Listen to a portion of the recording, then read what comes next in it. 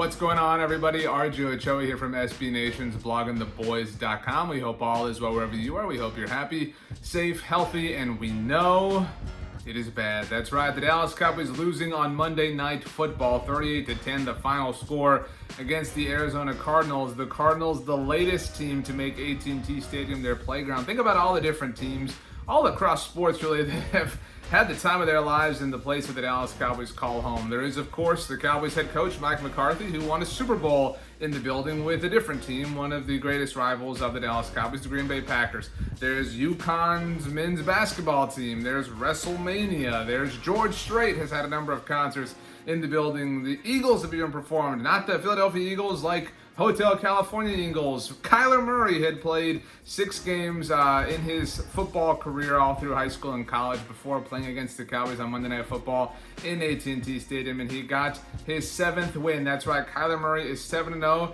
in that particular building. Jerry World, as some call it, and that is really kind of the story here, how everybody else has success when it comes to the Dallas Cowboys. The Cowboys, frankly, are the team that you look every week, okay, my fantasy players, I have some playing the Cowboys, yeah, start them all. The Cowboys defense is literally one of the worst in NFL history. Mike Nolan is under fire. Lots of Cowboys fans want to see him replaced.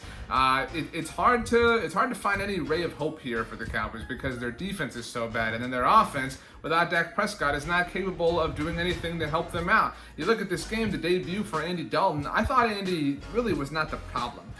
Did Andy Dalton play well? No, I'm not going to sit here and lie to you and tell you that the Red Rifle was amazing, but I think Andy Dalton can play well. He certainly wasn't helped by his defense, although the defense did play well early on, while I think that was more of Arizona settling in than the Cowboys disrupting anything. But more than that, Andy Dalton's dealing with an offensive line like Dak Prescott was that is beaten up and lost Zach Martin even in this game. Connor Williams was the only original starting offensive lineman for the Cowboys that played a majority of this game, which really tells you just how dire the situation was. On top of that, Ezekiel Elliott, so many people have been saying, just feed Zeke with Andy Dalton in there. The Cowboys are going to be able to run the ball a billion times, just pick up those yards, dominate time possession.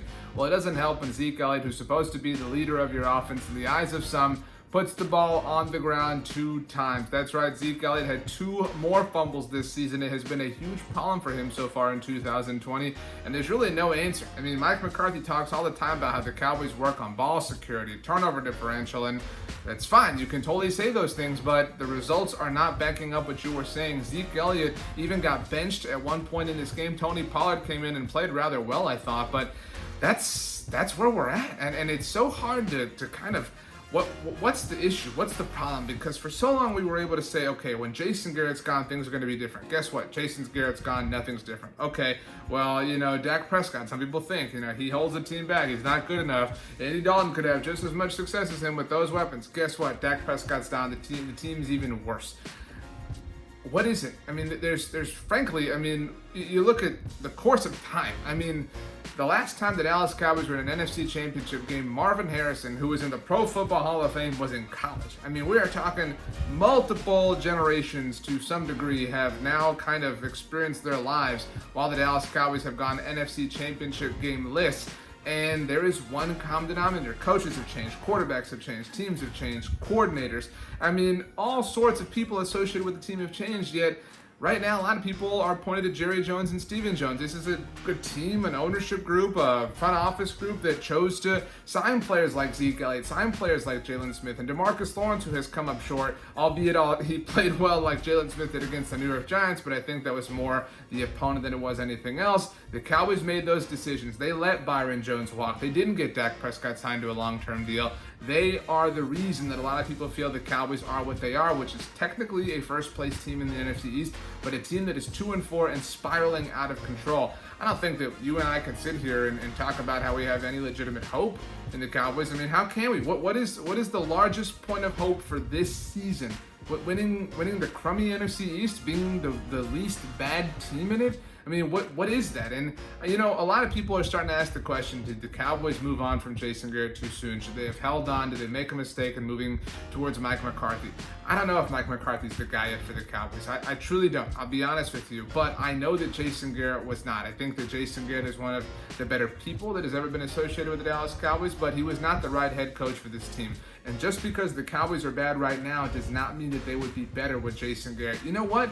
Jason Garrett would not have benched Ezekiel Elliott after 2 fumbles. Jason Garrett brought back Jason Witten in 2019 and buried players like Dalton Schultz, who's played very well in the absence of Blake Jarwin. He buried a player like Dalton Schultz in the name of bringing back Jason Witten. So I know that the Cowboys are better off with Mike McCarthy because he is not Jason Garrett, which is a mentality that a lot of Cowboys fans had entering this season just as a general philosophy. And so Mike McCarthy, I think, deserves the benefit of the doubt. I mean, you consider how much he has working against him. There's obviously the unique challenges of COVID-19 and how it has impacted the season. He is also operating without his starting quarterback in Dak Prescott, his starting left tackle in Tyron Smith, Lyle Collins. He's missing kind of both of his starting centers because Travis Frederick retired and Joe Looney's obviously out right now. He's missing his starting defensive tackle that he signed in Joe McCoy. He's missing his best defensive tackle in Tristan Hill. He's missing his starting cornerback in Chidobe Awuzie. He just got back Leighton Vander Esch, although now there's a question mark around him and Zach Martin.